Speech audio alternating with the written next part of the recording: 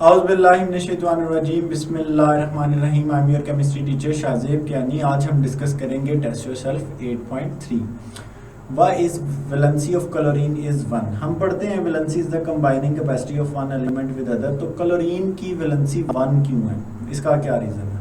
The valency of chlorine, अच्छा याद रखें ये जो किसी भी एलिमेंट की वैलेंसी होती है, ठीक है, ये वैलेंसी डिपेंड करती है number of electrons in, electrons को ना मैं ई लिखता हूँ, ठीक है, number of electrons in the outermost shell. Number of electron in outermost shell, कि आउटर मोस्ट शेल में इलेक्ट्रॉन्स की तादाद कितनी है, उस एलिमेंट के सबसे बाहर वाले शेल में कितनी है। अब क्लोरीन की मैं बात करूँ तो क्लोरीन Cl17, क्लोरीन के लिए देखें K2, पहले शेल में 2 इलेक्ट्रॉन्स, ठीक है, L8 दूसरे शेल में 8 इलेक्ट्रॉन और M7। आउटर मोस्ट शेल में इलेक्ट्रॉन्स की तादाद है 7। अब आउटर मोस्ट शेल में क्लोरीन ने अपना ऑक्टेट कंप्लीट करना है। ऑक्टेट का मतलब है कि कम से कम इसके पास कितने इलेक्ट्रॉन होने चाहिए, 8 इलेक्ट्रॉन्स। तो इसने 8 इलेक्ट्रॉन्स कंप्लीट करने हैं। 8 इलेक्ट्रॉन कंप्लीट करने के लिए ये जो क्लोरीन है ये अपने आउटर मोस्ट शेल में 7 + 1 इलेक्ट्रॉन, तो ये क्या करेगा, +1 का मतलब है कि इट विल गेन 1 इलेक्ट्रॉन, ठीक है। सोडियम क्या करेगा, क्लोरीन क्या करेगा, गेन करेगा 1 इलेक्ट्रॉन। तो टोटल कितने हो जाएंगे, 8 इलेक्ट्रॉन्स, यानी इसका ऑक्टेट कंप्लीट हो जाएगा। तो अपना ऑक्टेट कंप्लीट करने के लिए क्लोरीन 1 इलेक्ट्रॉन गेन करेगा। याद रखें क्लोरीन एक नॉन मेटल है और नॉन मेटल की वैलेंसी डिपेंड करती है कि वो कितने इलेक्ट्रॉन गेन करते हैं। तो valency of chlorine atom is 1। वो 1 क्यों है, क्योंकि इट नीड ओनली 1 इलेक्ट्रॉन, क्योंकि ये सिर्फ और सिर्फ 1 इलेक्ट्रॉन चाहता है, ठीक है। इट नीड ओनली 1 इलेक्ट्रॉन, इसको 1 इलेक्ट्रॉन चाहिए in its outermost shell, अपने सबसे बाहर वाले शेल में, टू कंप्लीट इट्स ऑक्टेट, ताकि वो अपना ऑक्टेट कंप्लीट कर सके, ठीक है। तो chlorine need only 1 electron to complete its octet. साथ आपने उसकी ये इलेक्ट्रॉनिक कॉन्फ़िगरेशन लाजमी लिखनी है। इलेक्ट्रॉनिक कॉन्फ़िगरेशन से हमें एग्जैक्ट पता चलता है, ठीक है। इलेक्ट्रॉनिक कॉन्फ़िगरेशन हमें ये बताता है कि उस एलिमेंट की जो वैलेंसी है वो कितनी हो सकती है। तो हम इस इलेक्ट्रॉनिक कॉन्फ़िगरेशन यानी हम डिस्ट्रीब्यूशन ऑफ इलेक्ट्रॉन से हम ये पता लगाते हैं, ठीक है। बात करते हैं which factor control the non metallic character of element. Non metallic character को कौन सा फैक्टर जो है वो कंट्रोल करता है। याद रखें जो नॉन मेटालिक कैरेक्टर है, ठीक है, मैं इसका एक शॉर्टकट आपको बता दूं, इतनी लंबी थ्योरीज याद करने से बेहतर है आपको ना शॉर्टकट याद होना चाहिए। तो नॉन मेटालिक कैरेक्टर आमतौर पर 2 चीज़ों पे डिपेंड करता है, ठीक है।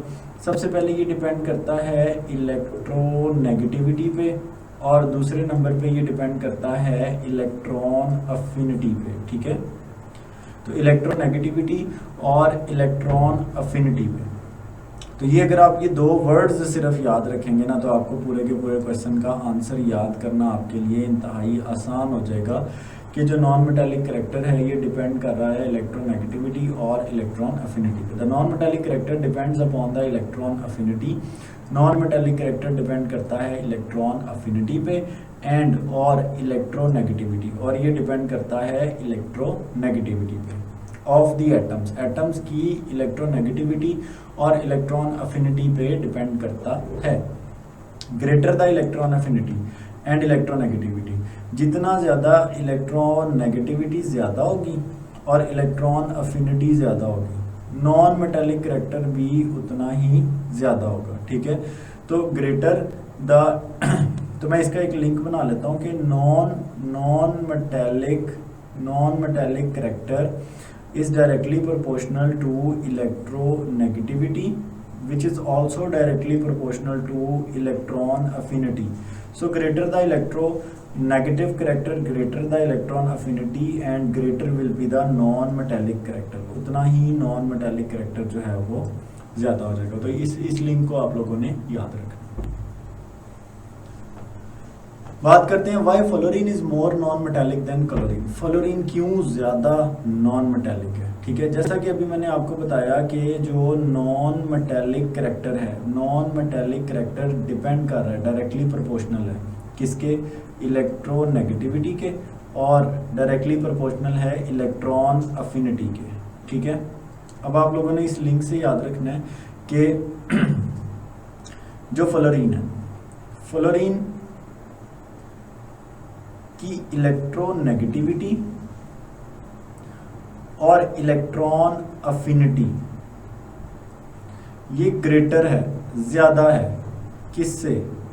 क्लोरीन की इलेक्ट्रोनेगेटिविटी और इलेक्ट्रॉन अफिनिटी से। ठीक है, क्लोरीन की इलेक्ट्रोनेगेटिविटी और इलेक्ट्रॉन अफिनिटी से जो फ्लोरीन की इलेक्ट्रोनेगेटिविटी और इलेक्ट्रॉन अफिनिटी है वो ज़्यादा है, तो फ्लोरीन का एटॉमिक साइज भी कम है। इसलिए सिंपल, तो the small sized element have high nuclear charge. ठीक है, जो स्मॉल साइज एलिमेंट है, अब फ्लोरीन और क्लोरीन के अंदर स्मॉल साइज कौन है? फ्लोरीन। फ्लोरीन का साइज छोटा है, ठीक है, और क्लोरीन के अगर साइज के हवाले से बात करें ना, तो क्लोरीन का साइज जो है वो फ्लोरीन से बड़ा है, ज़्यादा है, ग्रेटर है। एंड कम साइज होने की वजह से इलेक्ट्रोनेगेटिव है। ठीक है, हाई इलेक्ट्रॉन अफिनिटी है, तो दे पोजेस, ये रखते हैं, they possess non metallic character. इनमें नॉन मेटेलिक करैक्टर मौजूद होता है। नॉन मेटेलिक करैक्टर डिक्रीज करता है डाउन द ग्रुप हैलोजेंस में, इसलिए that is why the fluorine is more electronegative. जो फ्लोरीन है ये ज़्यादा इलेक्ट्रोनेगेटिव है as compare to chlorine, chlorine की निस्बत। और आप देख सकते हैं एटॉमिक साइज, यहाँ पर आपके पास नंबर ऑफ शेल्स, 2 शेल हैं, पहले शेल में 2 इलेक्ट्रॉन्स, दूसरे शेल में 7 इलेक्ट्रॉन्स, जबकि क्लोरीन के पास यहाँ पर 3 शेल्स हैं, पहले में 2 हैं, दूसरे में 8 हैं और तीसरे में 7 इलेक्ट्रॉन्स हैं। ठीक है, तो एटॉमिक साइज बड़ा, ठीक है, इसका एटॉमिक साइज छोटा, जिसकी वजह से इसकी इलेक्ट्रोनेगेटिविटी ज़्यादा होगी, जबकि कंपैरेटिवली फ्लोरीन से इसकी इलेक्ट्रोनेगेटिविटी कम होगी, इसलिए फ्लोरीन ज़्यादा अच्छा नॉन मेटल है। Iodine exist in solid state, iodine solid state में एग्जिस्ट करता है। Can it be beaten into hammers to form sheets, क्या इससे हम शीट्स बना सकते हैं? यानी सिंपल अल्फाज में अगर हम बात करें तो वो पूछ रहा है कि क्या ये मेलिएबल है, क्या हम इससे शीट्स बना सकते हैं मेटल्स की तरह? एग्जिस्ट तो ये करता है, इसके अंदर मेटेलिक मेटल्स की तरह लस्टर भी है, तो क्या हम इससे शीट्स बना सकते हैं? तो आयोडीन एक नॉन मेटल है, आयोडीन नॉन मेटल है, इट कैन नॉट, हम इससे नहीं बना सकते। It can not be beaten to form sheets, हम इससे शीट्स नहीं बना सकते। क्यों नहीं बना सकते? Because only metals have the ability, सिर्फ मेटल्स के पास एबिलिटी है कि वो कन्वर्ट हो सकते हैं, वो स्लाइड कर सकते हैं, उनकी एक लेयर दूसरी लेयर के ऊपर स्लाइड करके शीट्स में कन्वर्ट हो सकती है। तो iodine can never be converted into the sheets, so it is not malleable. Can liquid and gases be brittle, क्या लिक्विड और गैसेस ब्रिटल होते हैं?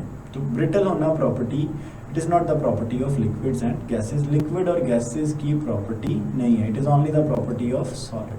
ब्रिटल का मतलब होता है आसानी से टूट जाना, ठीक है, आसानी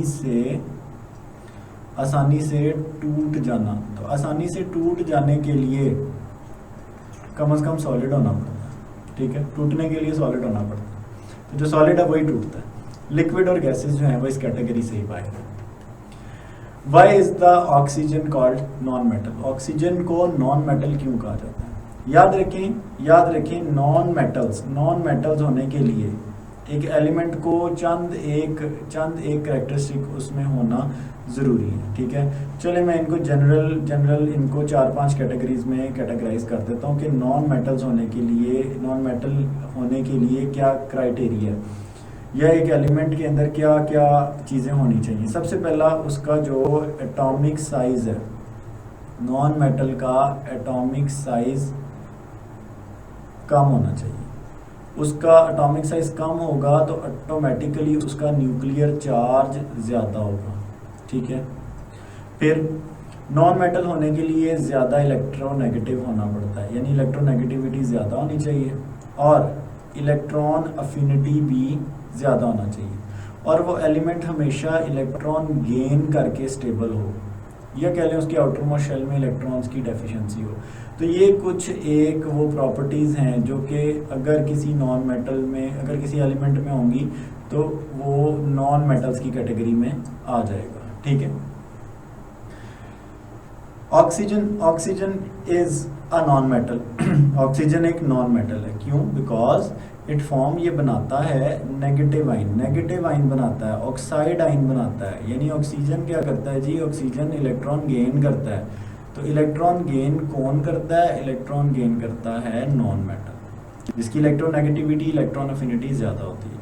तो ऑक्सीजन जो है ये नेगेटिव आइन यानी ऑक्साइड आइन बनाता है। और ऑक्साइड आइन ये कैसे बनाता है? इलेक्ट्रॉन गेन करके, ठीक है। तो जैसे ये इलेक्ट्रॉन गेन करेगा ये कन्वर्ट हो जाएगा ऑक्साइड आइन के अंदर, ठीक है, जैसा कि नॉन मेटल्स करते हैं। नेम टू नॉन मेटल्स, दो नॉन मेटल्स का नाम लिखें विच आर बोथ, जो कि दोनों के दोनों ब्रिटल हैं और नॉन डक्टाइल हैं। याद रखें आयोडीन और ग्रेफाइट। आयोडीन भी सॉलिड फॉर्म में एग्जिस्ट करता है, इसको आसानी से तोड़ा जा सकता है, और ग्रेफाइट को भी आसानी से तोड़ा जा सकता है क्योंकि ये भी सॉलिड फॉर्म में एग्जिस्ट करता है। तो ये दोनों ब्रिटल हैं जो कि टूट जाते हैं and they are non ductile, लेकिन इनसे आप वायर्स नहीं बना सकते। Name the most abundant non metal found in earth crust. Earth crust में सबसे ज़्यादा, अच्छा मैं अर्थ क्रस्ट को कैटेगराइज करूँ तो अगर हम अर्थ क्रस्ट को ओवरऑल देखें तो पूरी की पूरी जो अर्थ क्रस्ट है उसके अंदर हमारे पास बेशुमार एलिमेंट है, लेकिन टॉप प्रायोरिटी हम लोग या टॉप मोस्ट कंसंट्रेशन किनकी मौजूद है। तो आप देख सकते हैं अर्थ क्रस्ट के अंदर सबसे ज़्यादा हमें अबंडेंट मिलती है ऑक्सीजन, जो कि है 47%, ठीक है, 47% ऑक्सीजन है। उसके बाद सिलिकॉन आता है जी 28%, और एंड पे हमारे पास एल्यूमिनियम आ जाता है अकॉर्डिंग टू चैप्टर नंबर 1 7.8%, ठीक है। तो 7.8% के करीब। अब इसमें देखें अगर हम बात करें, लेट्स से मैं बात करता हूँ एल्यूमिनियम की, तो एल्यूमिनियम मेटल है, ठीक है। हमारे क्वेश्चन में हमसे पूछा गया नॉन मेटल, तो ये तो बाहर हो गया। अब बचे दो नॉन मेटल्स, एक ऑक्सीजन और एक सिलिकॉन। अब ऑक्सीजन तो नॉन मेटल है, सिलिकॉन एक मेटल हाइड है। देखें कि इस क्रिएटर ने, इस दुनिया के क्रिएटर ने कितने कमाल तरीके से तीनों को मेटल, मेटलॉइड और नॉन मेटल, इनकी कंपोजिशन को कैसे बैलेंस रखा हुआ। तो वो ऑक्सीजन है, ठीक है। ऑक्सीजन जो है ये 47% मौजूद है अर्थ क्रस्ट में। Give the non metallic trend of halogens. Halogens के नॉन मेटेलिक ट्रेंड लिखना है आपने। याद रखें non metallic trend, non metals के ये सारे के सारे जितने ट्रेंड्स बनते थे मैंने यहाँ पर एक्सप्लेन कर दिए। सबसे पहला नॉन मेटल्स की इलेक्ट्रॉन अफिनिटी जो है वो लेफ्ट टू राइट बढ़ती है, ठीक है, लेफ्ट टू राइट इंक्रीज करती है पीरियड में। आयोनाइजेशन एनर्जी का ट्रेंड भी सेम होता है, ये भी लेफ्ट टू राइट इंक्रीज करती है। इसी तरह से एटॉमिक रेडियस का जो ट्रेंड है वो है कि जी ये टॉप टू बॉटम, ऊपर से नीचे, ठीक है, एक ग्रुप में top to bottom atomic size increase करता है, ठीक है, top to bottom atomic size बढ़ता है। आयोनाइजेशन एनर्जी जो बॉटम टू टॉप डिक्रीज होती है। तो ये सारे के सारे ट्रेंड्स यहाँ पर मेंशन कर दिए। Why do the non-metal accept electron readily? Non-metal क्यों इलेक्ट्रॉन एक्सेप्ट करते हैं? याद रखें ये इसलिए एक्सेप्ट करते हैं बिकॉज दे आर इलेक्ट्रोनेगेटिव। ये इलेक्ट्रोनेगेटिव होते हैं, अभी पीछे आपको बारहा बता चुका मैं, और इनमें इलेक्ट्रॉन की कमी होती है। अगर हम बात करें क्लोरीन की, तो क्लोरीन एक परफेक्ट नॉन मेटल है। आप देख सकते हैं Cl17 क्लोरीन के पास पहले शेल में K2, इसी तरह से L8 और M शेल के अंदर क्लोरीन के पास 7 इलेक्ट्रॉन्स होते हैं। इसके आउटर मोस्ट शेल के अंदर इलेक्ट्रॉन्स की डेफिशिएंसी होती है, कमी होती है। इलेक्ट्रॉन की डेफिशिएंसी होने की वजह से ये एक इलेक्ट्रॉन गेन करके अपना ऑक्टेट कंप्लीट करते हैं। तो इसीलिए क्लोरीन हमेशा एक इलेक्ट्रॉन गेन करता है। That is why non metal accept electron, non metal electrons को एक्सेप्ट करते हैं। और ये एक्सेप्ट किधर से करते हैं? मेटल से। मेटल के पास ये टेंडेंसी है कि वो इलेक्ट्रॉन लूज करते हैं, और वो किसको दे देते हैं? नॉन मेटल्स को। Why do non-metals not react with dilute acid while metals do react? अब देखें जो डाइल्यूट एसिड है, आपने डाइल्यूट एसिड के बारे में एक चीज़ याद रखनी है। डाइल्यूट एसिड को चाहिए इलेक्ट्रॉन, ठीक है। डाइल्यूट एसिड की अगर हम बात करें तो dilute acid they itself are electron acceptors ये इलेक्ट्रॉन एक्सेप्टर होते हैं, ये इलेक्ट्रॉन को एक्सेप्ट करते हैं। और अगर हम बात करें मेटल्स की, तो मेटल्स जी थोड़े डिफरेंट है, नॉन मेटल सेम है, ठीक है। कैसे सेम है इनके साथ देखते हैं। जो मेटल्स है ना, मेटल्स चाहते हैं, मेटल आर इलेक्ट्रोपॉजिटिव और मेटल इलेक्ट्रॉन डोनेट करते हैं, देते हैं।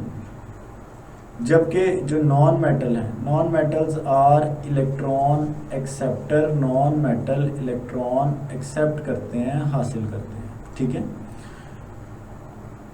तो नॉन मेटल खुद इलेक्ट्रॉन एक्सेप्टर हैं, इसलिए दे विल नॉट रिएक्ट, ये डाइल्यूट एसिड के साथ रिएक्शन नहीं करेंगे, जबकि मेटल्स डाइल्यूट एसिड के साथ रिएक्शन करते हैं, ठीक है।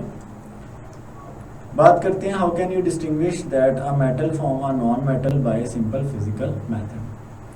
आप किसी मेटल और नॉन मेटल में कैसे डिफरेंस कर सकते हैं? सबसे आसान डिफरेंस, मेटल अच्छे कंडक्टर होते हैं, इनमें से इलेक्ट्रिसिटी गुजर जाती है, मेटल्स के हाई मेल्टिंग और बॉइलिंग पॉइंट है और ये चमकदार होते हैं। जबकि नॉन मेटल्स इसके बिल्कुल ऑपोजिट हैं, नॉन मेटल्स बुरे कंडक्टर हैं, बैड कंडक्टर हैं, इनके मेल्टिंग एंड बॉइलिंग पॉइंट लो होते हैं और ये चमकदार नहीं होते, ये डल होते हैं। How can we distinguish a substance is metal और non metal with the help of acid. आप एसिड की मदद से कैसे पता लगाएंगे? जैसा कि आपको एक्सप्लेन किया कि मेटल्स डाइल्यूट एसिड के साथ रिएक्ट करेंगे, ठीक है। तो मेटल रिएक्ट करते हैं, मेटल रिएक्ट करते हैं, किसके साथ रिएक्ट करते हैं? डाइल्यूट एसिड के साथ।